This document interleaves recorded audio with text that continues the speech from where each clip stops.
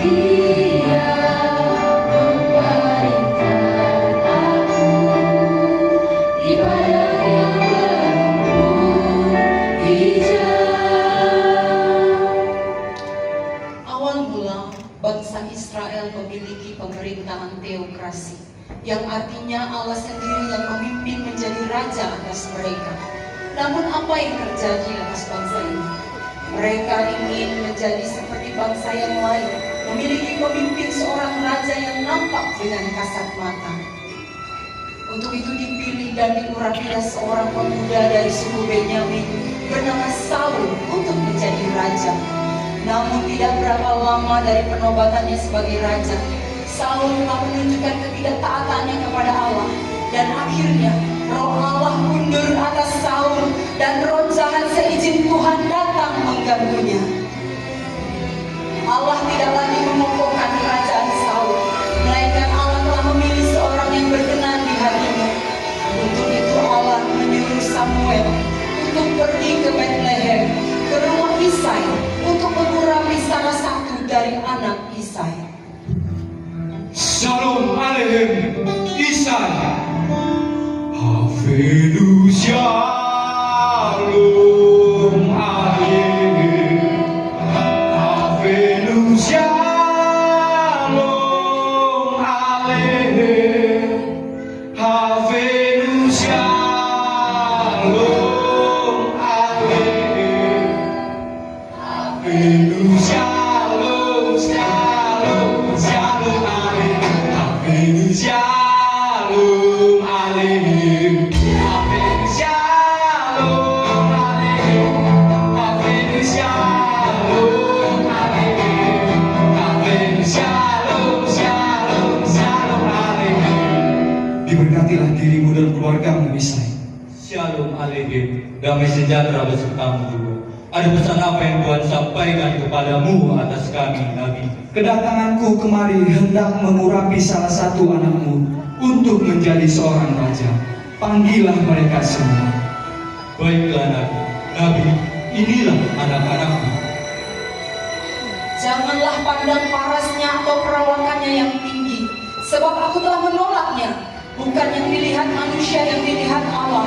Manusia melihat apa yang di depan mata, tetapi Tuhan melihat hati. Loh, hanya inikah anakmu? Bah, doanya 7, biasanya 8. Siapa lagi yang belum maju?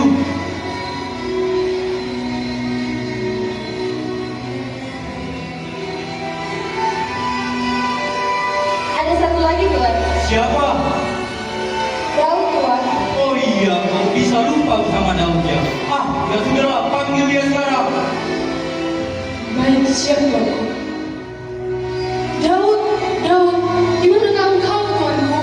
Apakah engkau sedang bersama dombamu hanya 3.000 ekor itu? Daud, Tuanku, Daud.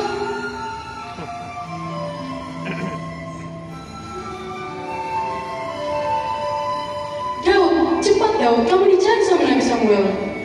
Ada apa sama binatang purba-purba? Akan ada yang dirapi sebagai raja. Udah ya, cepat. Kemarilah anakku.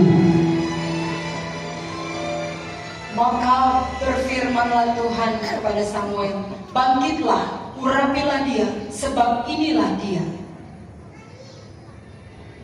Dengan ini saya mengurapi engkau untuk menjadi raja bagi bangsa Israel, Daud. Tuhan menyertai engkau. Sejak hari itu dan seterusnya, berkuasalah roh Tuhan atas Daud. Lalu berangkatlah Samuel menuju Rama. Tetapi roh Tuhan telah mundur daripada Saul, dan yang ada padanya sekarang merupakan seizin Tuhan.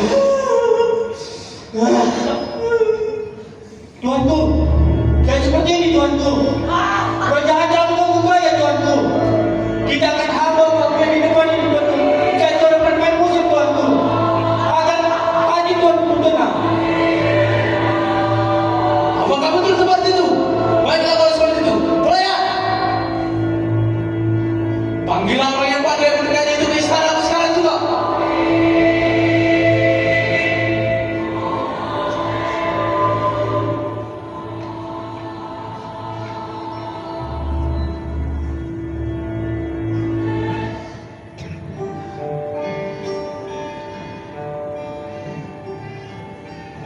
Tenanglah jiwaku dalam naungan sayangmu, mengikuti rencanamu, Yesus Tuhan Rajaku. Hatiku menjadi tenang mendengar engkau nyanyi. Hai anak muda, jadilah pelayanku dan pembawa senjata untukku. Baik Tuanku Raja, aku melayani segenap hatiku. Orang Filistin mengumpulkan tentaranya untuk berperang dan berkemah. Saul dan orang-orang Israel juga berkumpul dan berkemah di lembah terpanting. Mereka semua saling menghadapkan barisan perang satu sama lain. Hai bangsa Israel, mengapa kalian duluan mengatur barisan perang? Pilihlah satu orang dari antara kalian untuk melawanku seorang diri, one by one. Jika kalian yang menang, maka kami semua ini akan menjadi hambamu. Tetapi jika aku yang menang, maka kalian semua akan menjadi hambaku. Bukan Tuan, yang sanggup mengalahkan Goliat, tingginya saja 6 hasta sejengkal. Berarti aku menjadi sangat ketakutan dengan hal ini. Jika kau main tertulis, tinggi betul. Ih, takut. Teruslah menerima hatimu, melawan Tuanku. Apakah kamu yakin, Daud? Emang boleh jadi gitu? Nanti kamu bercanda. Tuhan tak melepaskan aku dari cakar singa dan cakar beruang. Dia juga mampu melepaskanku dari orang Filistin itu. Baiklah kalau seperti itu, pergilah, Tuhan menyertai engkau.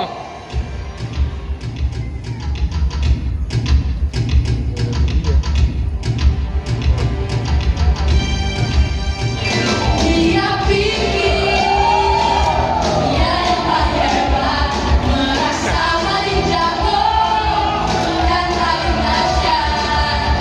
Dia memang jago, ayo jago, ukur yuk.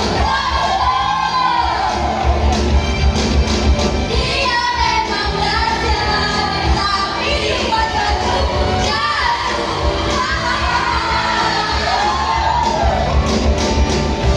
Teman-teman kan sudah jelas, jika Allah di pihak kita, siapa yang dapat melawan kita? Tidak ada yang namanya Tuhan, jangan menjadi lemah. Yang namanya Tuhan harus kuat dan berani, karena Tuhan pasti membela kita. Dasar bocil, berani-beraninya kamu melawan aku. Lalu Daud mengambil tongkat di tangannya. Dipilihnya lah dari dasar sungai 5 batu yang licin, dan ditaruhnya dalam kantong gembala yang dibawanya, yakni tempat batu-batu. Sendang umbannya dipegang di tangannya. Demikianlah Daud mendekati orang Filistin itu. Engkau mendatangiku dengan pedang, tombak, dan lembing, tetapi aku mendatangiku dengan nama Tuhan semesta alam, alat segala barisan Israel yang tantang itu. Hari ini juga Tuhan akan menyerahkan engkau ke dalam tanganku. Tuhan menyelamatkan bukan dengan pedang atau lembing, sebab di tangan Tuhan pertempuran ini, dan Ia juga akan menyerahkan engkau ke dalam tanganku. Haleluya, haleluya. Dalam nama Allah Abraham, Alisa, Yakub.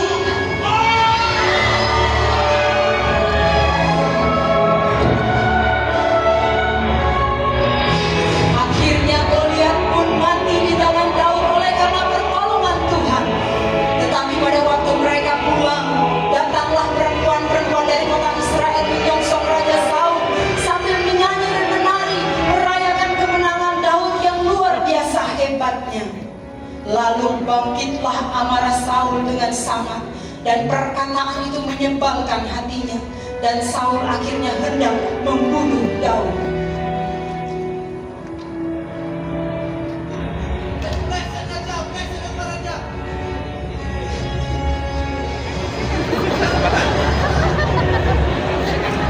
Saul menjadi takut kepada Daud karena Tuhan menyertai Daud. Sedang daripada Saul roh Tuhan telah mundur. Sebab itu Saul menjauhkan Daud dari dirinya. Daud tidak lagi menjadi pelayan dan membawa senjatanya Saul.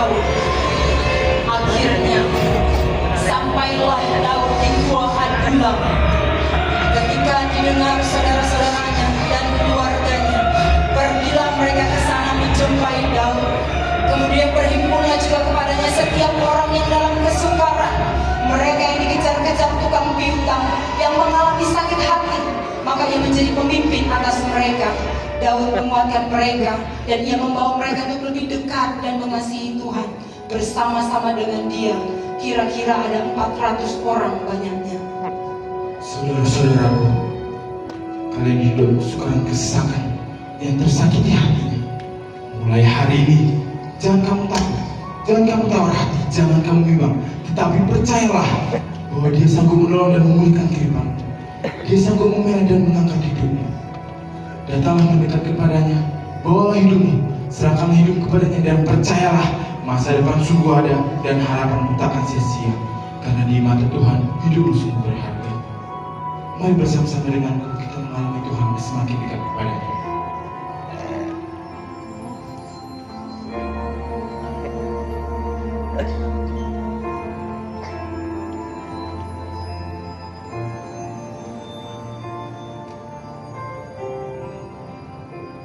Ku kagumi caramu mencintaiku. Kau ada di cerita proses hidupku. Detik terendaku, Tidaklah satupun rencana Tuhan yang gagal. Akan selalu ada pertolongan Tuhan bagi setiap orang yang mengasihinya. Seperti Daud, ketika dia diurapi pada usia 15 tahun, bukan berarti dia langsung menjadi raja. Tuhan memerlukan waktu untuk memproses Daud sehingga dia menjadi dewasa. Karena melalui proses itulah banyak sekali mujizat dan keajaiban yang Tuhan kerjakan bagi Daud. Mengenal dan mengasihi Tuhan lebih dalam akan membawa kita kepada pengalaman dan kedewasaan rohani yang hidup. Akan ada rencana Tuhan yang indah dan luar biasa. Jangan takut, marilah melangkah dan masuk lebih dalam untuk mengenal dan mengasihi Tuhan. Kiranya